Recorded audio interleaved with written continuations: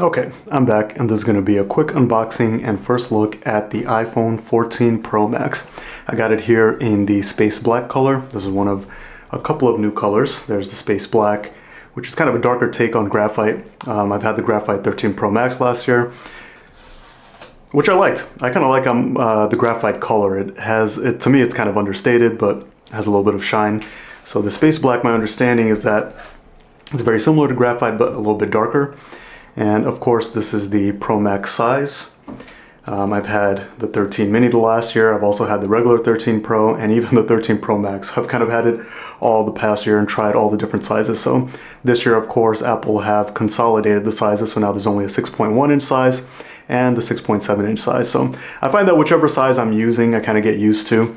I know there's kind of concerns about the weight and how hefty it is and how easy it is to use one-handed, but over time I feel like, after a week or two, whether I'm using the mini or the Pro Max, I kind of get used to that size. So here it is, and on first impression it definitely is a darker shade than the graphite, especially here around the camera rings.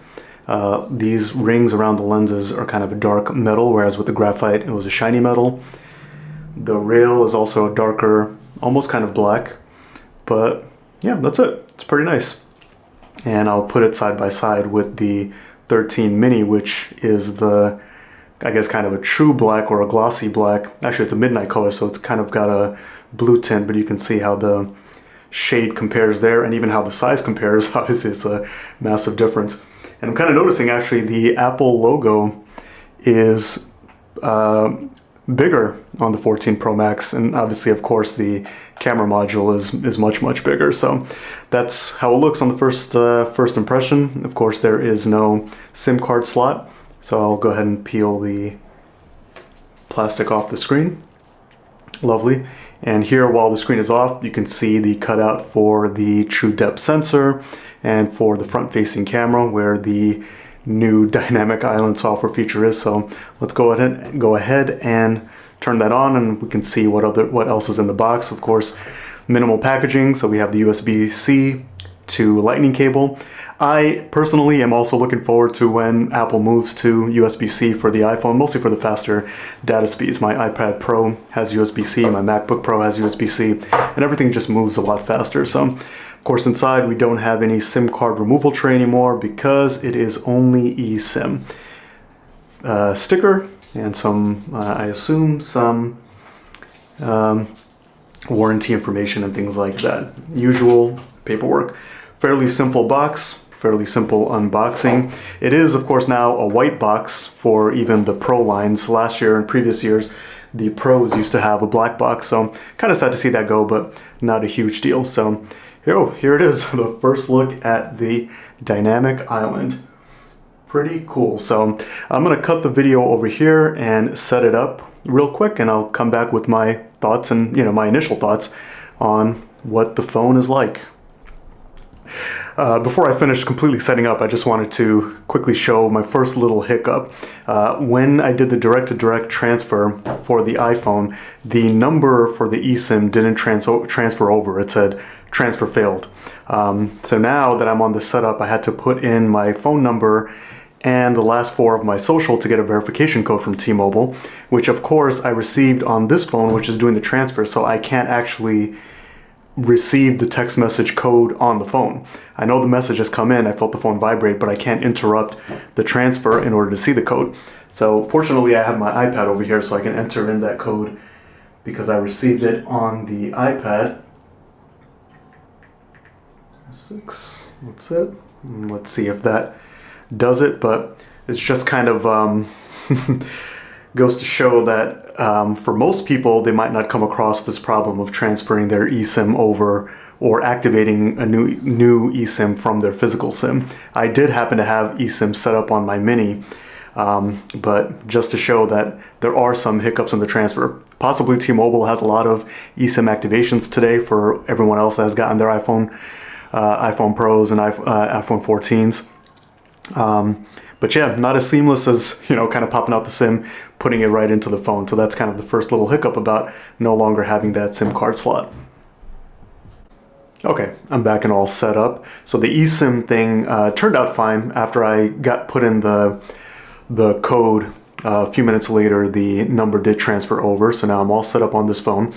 And yeah, overall impressions is that it is pretty cool. The camera bump, of course, is bigger than the 13 Pro and the Pro Max, which I don't have my 13 Pro anymore in graphite. I sold it in anticipation of receiving this phone. But I will say, yeah, the color is very similar, but it definitely is darker and a little more stealthy. Like I said, especially with the camera rings being more black, the back being a little bit more black, and especially the side rails. So I'll show what it looks like in the case. In the Umbra case.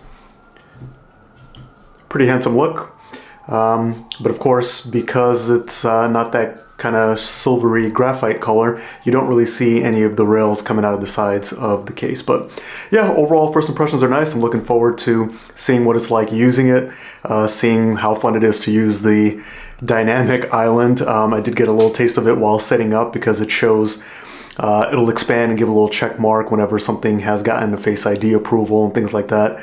So yeah, and of course the camera changes, which, you know, I've seen a couple of YouTube video comparisons between the 14 Pro and the 13 Pro, and the differences from what I've seen online are pretty minor. So we'll see if I notice any kind of difference in my day-to-day of using it. The 13 Pros, I think, represented kind of, to me, kind of like sort of like a peak iPhone, and that's what I said in my 13 Pro Max review, that it was peak iPhone because it was just such a solid phone. Greatly improved battery life, greatly improved cameras. The screen quality was improved compared to the 12 Pro line. The 12 Pros kind of had a yellowish cast to the screen, but the 13 Pro line improved on that. I like the colors. I like the size options, the fact that we had a mini at that point in time.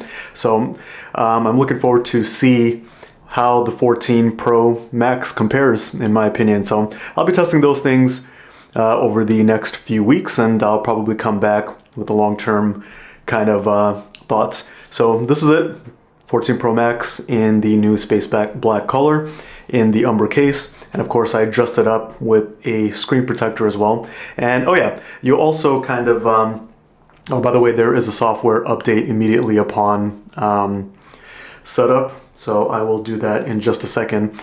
But here we get a preview of the always on display, which most likely I'm going to turn off because I do use an Apple Watch. So I like seeing the notifications on the watch, and even if it saves just a little bit of battery on the phone, I prefer to have the battery savings versus having the screen kind of dim and on. So as you can see, like, my wallpaper is still pretty visible, the widgets are visible. Pretty cool feature, but you know, I think I'm going to forego that. So that's it for my first unboxing and first impressions of the 14 Pro Max. Thanks for watching, and I'll see you guys in the next video.